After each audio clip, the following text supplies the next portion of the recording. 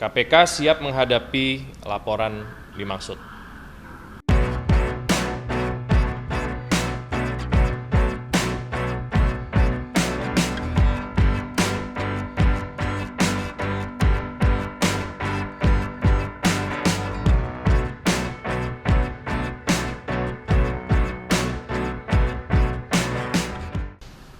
Komisi Pemberantasan Korupsi menghormati pelaporan yang disampaikan terhadap penyidik perkara tersangka HM, sebagaimana pelaporan-pelaporan sebelumnya mulai ke Dewan Pengawas KPK sebanyak 2 kali, Komnas HAM, dan juga Perdata di PN Jaksel.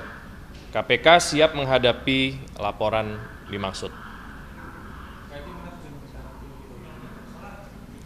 Itu nanti akan dinilai apakah memang diperlukan untuk menerjunkan Biro Hukum, tetapi pada prinsipnya KPK siap untuk menghadapi laporan-laporan yang ditujukan bagi penyidik kami.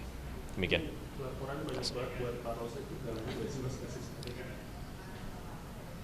Tentunya mengganggu rencana penyidikan yang sudah dibuat karena yang bersangkutan harus memenuhi panggilan-panggilan tersebut, tetapi penyidikan tetap akan terus berjalan sebagaimana rencana penyidikan. Satgas dan tim yang lain tetap akan terus mengerjakan